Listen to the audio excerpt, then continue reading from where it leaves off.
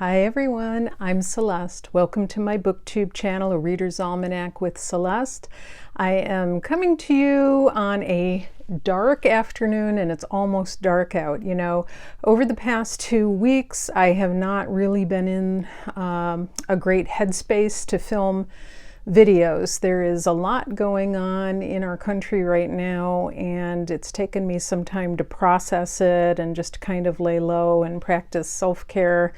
And so I just haven't been in the mood to chat about beautiful books and things like that, because a number of things that are happening, I don't know if you're in the United States or not, but a lot of things that are happening are impacting people I know personally, and it's a lot.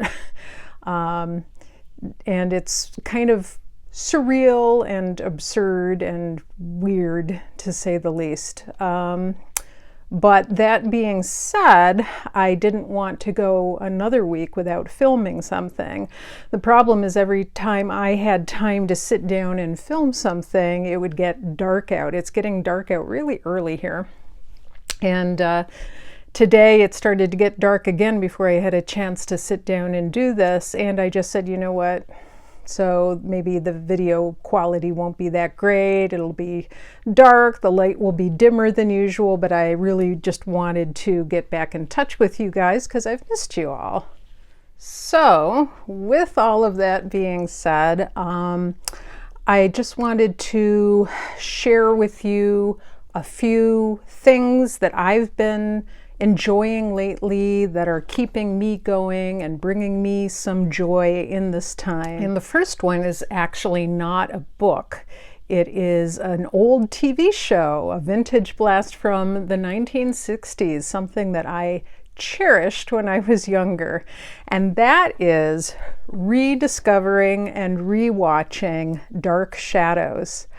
I almost feel like starting like a new Dark Shadows fan club. I loved that show so much when I was a little girl.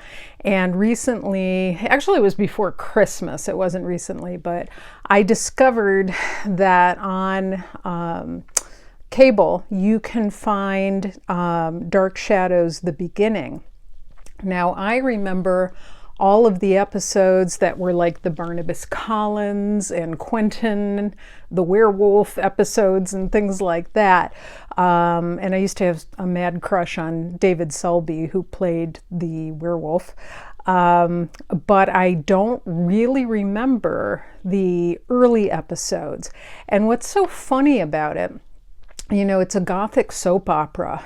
And in the first 209 episodes, which I have now finished watching, they're all pre-Barnabas and pre-Quentin. Like none of that has even started happening yet. And really not much happens at all in any sense. It's just sort of, and it's not overtly, you know, ghosts and vampires and things. There is a ghost, but really a lot of it is just kind of an ominous mood in a Gothic soap opera. There's a mansion. There is a girl who comes to be a governess to a little boy living in the mansion. Every episode starts with the narration, like the over narration of the woman saying, "My name is Victoria Winters," and then she goes into what's happening in that episode. And in a strange way, even though not much happens, and some might find that really boring, I find it so calming and so relaxing and cozy on these dark winter nights. And so over the course of the winter, every night after supper, I was treating myself to 1 or 2 episodes. And the episodes aren't very long. They're like, you know, because there were commercials in between and all of that. So you could easily binge like 2 or 3 episodes in a night and it wouldn't take that much time. And like I said, not a lot happens, but you do get introduced to the basic cast of characters. You learn about Collingwood, you know, the house, and Collingsport, and you go to, at the Blue Whale, which is the little dive bar, the local dive bar, and it's just so much fun. And so now I'm up to the part where it's starting to introduce Barnabas Collins, and some other storylines are starting to take place. And so like I said, it's very mild, very uneventful, but really cozy. And in the character of Victoria Winters, who is the young governess who herself comes from a foundling home in New England, and it takes place in Collingsport, Maine. I think it's Maine. Through her character, I can so well understand now in hindsight why I love things like Mary Stuart, why I love Gothic romance and the Gothic trope of the governess and the big house of secrets and all of that. Except this time, instead of being from England in origin, it's so much fun that it's American. And I like to call it New England noir, or Nantucket Gothic or something like that. I don't know. Maybe we can come up with a name for it. But I would love to have like a new Dark Shadows fan club and have watch parties and watch the episodes and all that. It's just so much fun. And there are some cameo appearances by people. And there's actors who play more than one part. So it's just so much fun, and it's so relaxing and calming. And in a strange way, a lot of people say, well, how can you like horror? How can you like Gothic? How is that relaxing? Well, it's relaxing. I mean, I watched it when I was like 5 years old. It started in 1966. And like I said, in the first 200 episodes, hardly anything happens. But not only that, it's just so outlandish that it is relaxing, because you can forget your own problems and forget about what's going on in the news and all that, and just see it as a respite of sorts. So yeah, I am so enjoying that. And I think for my birthday, I'm going to ask for like a Dark Shadows mug or a Dark Shadows t-shirt or something like that. When I was a little kid, I used to collect the bubblegum cards from Dark Shadows. And every day I would like race home from school and watch Dark Shadows after school, which was then followed by Perry Mason. And that all came on after my grandma's soap operas. She lived with us, and she used to watch things like The Secret Storm and The Guiding Light and all of those. So having fun with old 1960s soap operas and Dark Shadows in particular. So that's one thing that's been getting me through. And then in terms of books, oh my goodness, this one has been such a lifeline for me in these current days, and that is Alexandre Dumas' The Count of Monte Cristo. Now this is a real chunker, and I haven't gotten that far. That's how far I am right now. Let's see, I'm on page 236, and it's over 1,200 pages, so it is quite a chunker, but it's going really fast. And I have read this before, and I'm actually going to be doing a whole separate video on French literature because I'm sort of getting back into it. I read this in high school along with a couple others by Dumas, and it's just so captivating, so thrilling, literal cliffhangers. The pace goes really quickly. The thing I love about books like this, they were written originally sort of in the same vein as Dickens. They were originally published in installments as a serial in the local journals, local magazines and papers. So, they leave you on a cliff, and so you're suspensefully waiting for the next chapter to begin, and the pace actually moves quite quickly.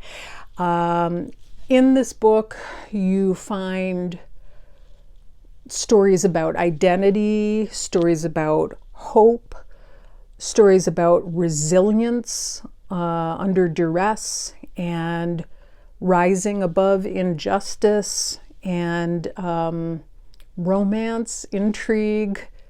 It's got everything. It's got pirates, it's got dungeons, it's got castles, it's got, swashbuckling. And it's set during the Napoleonic years, right towards the end of the Napoleonic Empire. So I am just loving this so far. I have been reading a couple chapters a day and then following that up with a marvelous narration on Audible that is done by a gentleman named Bill Homewood, who is an actor, and he has the most deep, rich, wonderful voice. He's a wonderful narrator. So I'm so enjoying this, and I can't wait to read more. It's been about a month or two since I've looked so forward to my time with a book each day. I just relish it, getting my coffee or my tea and sitting down with this. So that's been helping. And then what else? I've also been collecting some books that I want to read in February. So on that note, the next up in my Nancy Drew readathon is The Clue of the Broken Locket. This is number 11 in the Nancy Drew series, the original series. And so I am very much looking forward to that. Look at how much it cost when I bought it at the stationery store. That's so funny.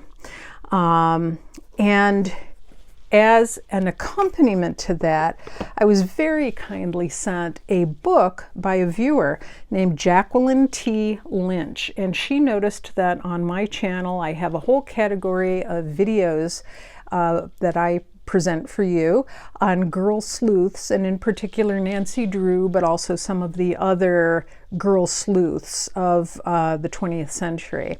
And so she has written a book called Children's Wartime Adventure Novels, The Silent Generation's Vicarious Experience of World War II. Look at this wonderful illustration on the front here. And she talks about all our favorites. Of course, Nancy Drew is mentioned. She talks about Cherry Ames. She talks about Ann Bartlett. Oh, Beverly Gray, reporter. She's got some nice color illustrations in here as well. And it's really an interesting tack that she takes. It is kind of a scholarly work. But what I really love about it is her analysis. Like, she really takes a deep dive into these books, and instead of just saying, oh, they're so great and there's this one and there's this one, she actually takes a look at the plot lines and sort of the propaganda of them and the whole experience of children who experienced World War II, and then the generation that came after them who inherited their big sisters or brothers' books, or their parents' old childhood books, and then they read them, and now we're reading them now, and how successive generations view all of these sleuths and adventurers from the World War II period, and what were common themes that ran throughout the books of those days. And I'll just read you a few of the different people who are covered in this book. Let's see. Cherry Ames, Kitty Carter, who else? There's a lot of boys' stories in here. Oh, here's Sally Scott of The Waves. A lot I haven't even heard of.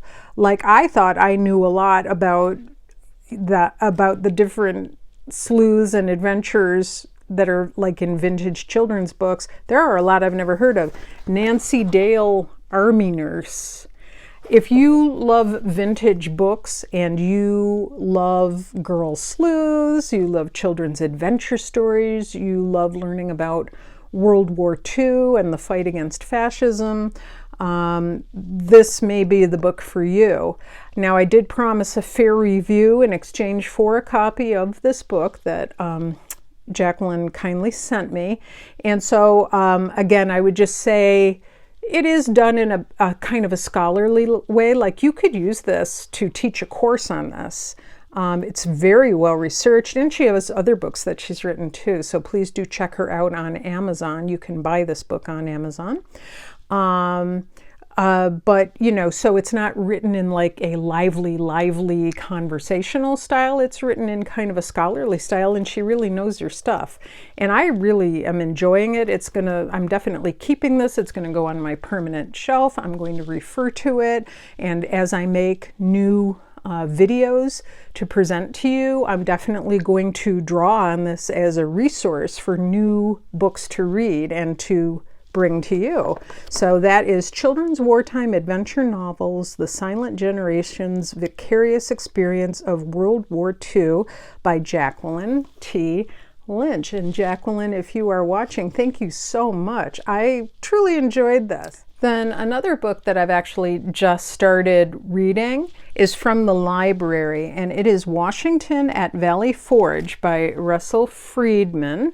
Recently, on a video by Kate Howe, she was talking about a book authored by Freedman on Lincoln, and said that that was an excellent book. And I actually also have a book by him on World War I. And when I taught or moderated a group at our public library on the literature of World War I, I used the World War I book by Russell Freedman. And this is just wonderful so far. It's not that long, and it specifically does focus on Valley Forge. But let me just read you the opening to this.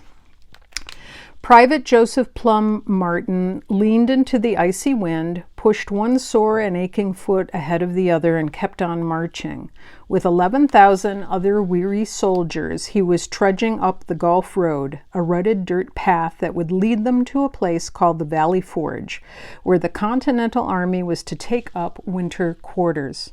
For the past week, they had marched through the wintry Pennsylvania countryside in snow, sleet, and freezing rain, toting muskets, knapsacks, and canteens, shivering in the bitter cold, their empty bellies growling and protesting in hunger.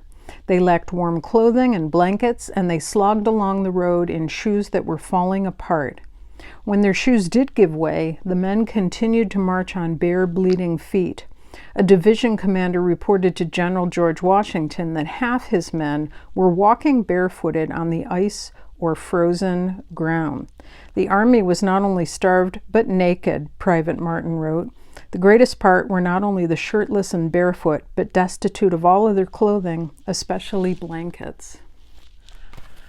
I am awed by the resilience and determination of these men, and how focused they were on their cause, in having independence and freedom from a despot. And I just love reading about this time period. Recently, in a video, I had spoken about The Frozen River by Ariel Lahan, about an actual midwife that lived in the 1700s in New England. And, now I'm studying like 17th and 18th and 19th century France. And in addition, I'm complementing it with this, which is in the 1700s, and, just focusing on Valley Forge. I'm trying to read over the next few years about more of our presidents. And so right now I am focusing on presidents around the Revolution. So, of course, Washington is the first one, so I'm reading about him. And Russell Freedman's prose style is just addictive and evocative, and so I'm truly enjoying this. And then finally, for Black History Month, in consort with reading The Count of Monte Cristo by Alexandre Dumas, I'm also reading, I'm listening to The Black Count, Glory, Revolution, Betrayal, and the Real Count of Monte Cristo by Tom Reiss, I want to say. And so this is an audiobook that I've gotten from the public library. I do have this as a book, and I held on to it when I was purging all my books, and I had you help me go through 6 shelves of books. I do have this book somewhere. I cannot find it, of course. Now that I actually want to read it, I can't find it. So I got this, and I'm doing this the old school way when I'm driving around in my car on the way to the grocery store or to pick up my son or what have you. I'm listening to a half hour or 45 minutes of The Black Count. This is about Alexandre Dumas' father, upon whom some of the characters in his work are based. And he is just an incredible figure who knew Napoleon, and his swashbuckling exploits in the army are the subject of this book. And for those of you who do not know, Alexandre Dumas was black. And yeah, it's just incredible. I'll read you the little blurb here. Born to a black slave mother and a fugitive white French nobleman in Saint-Domingue, Alex Dumas was sold into bondage but made his way to Paris, where he was schooled as a sword-fighting member of the French aristocracy. When the revolution broke out, he joined the army at the lowest rank, yet quickly rose through a series of legendary feats to command more than 50,000 men. No matter how high he soared, Dumas continued to live by his blade and his boldness. Yet because of his unwavering principles, he ultimately became a threat to Napoleon himself. So this is a really good choice for Black History Month. And then additionally, I found a used copy of Penguin Classics, The Portable 19th Century African-American Women Writers, edited by Hollis, Robbins, and Henry Louis Gates. And I so dearly love this cover. Sorry about the ring light. I'll try to turn it a little bit here. I believe that this cover illustration of these ladies is from a women's club. And it fascinates me because one of my ancestors, who was a suffragette and was a close friend of Susan B. Anthony's, and I've spoken about her before on this channel, Hester, but she started several women's clubs, and it was for Black suffragettes, and also she was fighting to get women entered into the Rochester Institute of Technology. She did lots of things. She had the Hester C. Jeffrey or Hester C. Whitehurst Jeffrey Club, and several others. And so I'm just finding this fascinating. There's a lot of different correspondence in here, and I'm reading about Elizabeth Keckley, who I first read about last year, who was a dressmaker to Mary Lincoln. And then I'm also reading, let me just get the title of it here. Well, of course, Sojourner Truth, and her speeches, and Harriet Jacobs, The Loophole of Retreat, from Incidents in the Life of a Slave Girl. So there are some fascinating excerpts in this book, and I do recommend it, not just for, Black History Month, but all year long. I'm just fascinated by the writings, and I'm really enjoying just, reading little snippets of this at a time and digesting them. So it's a really great little anthology. So that is everything I have for today. Sorry I've been off the air for so long.